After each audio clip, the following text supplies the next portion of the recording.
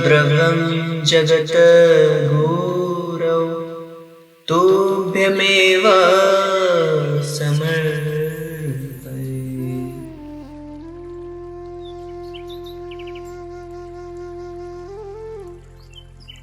आनंद सूत्रम, पहला अध्याय, 24वां श्लोक। अभावोत्तरानंद प्रधत्ययालंबनी वृत्ति तस्य प्रमाणम। अभावोत्तरानंद प्रधत्ययालंबनी वृत्ति तस्य प्रमाणम।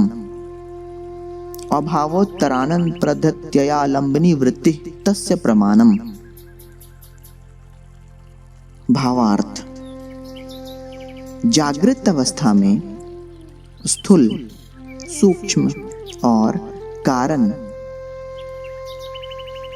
अनकॉन्शियस, सबकॉन्शियस एंड कॉन्शियस मन की ये तीनों ही अवस्थाएं क्रियाशील रहती हैं, किंतु जड़तर अवस्था की क्रियाशीलता के कारण सूक्ष्मतर अवस्था अप्रधान रूप में प्रतीयमान होती है। स्वप्न दर्शन के समय स्थूल मन निरुद्धावस्था में रहने के कारण सूक्ष्म और कारण मन दोनों ही क्रियाशील रहते हैं।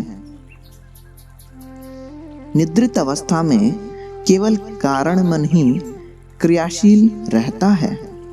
निद्रित अवस्था जो एक अभाव बोध की अवस्था है, यह बात सूक्ष्म दार्शनिक विचार से स्वीकृति पाने लायक नहीं है।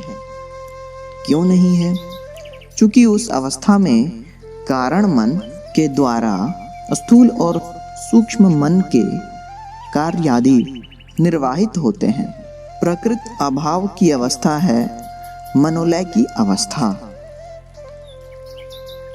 इसीलिए सविकल्प समाधि भी अभाव की अवस्था नहीं है, केवल निर्विकल्प अवस्था ही अभाव की अवस्था है।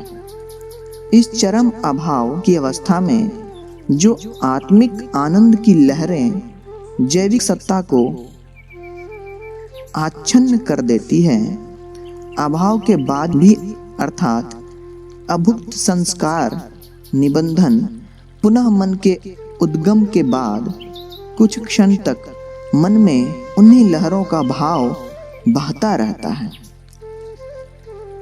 उन लहरों का धारा प्रवाह ही मनयुक्त साधक को बताते रहता है कि उनकी मन शून्य अवस्था थी एक आनंद घन अवस्था। परमपिता बाबा की जय। पहला अध्याय 25वां श्लोक। पहला अध्याय का अंतिम श्लोक। भावातीतयोः सेतुः तारक ब्रह्म।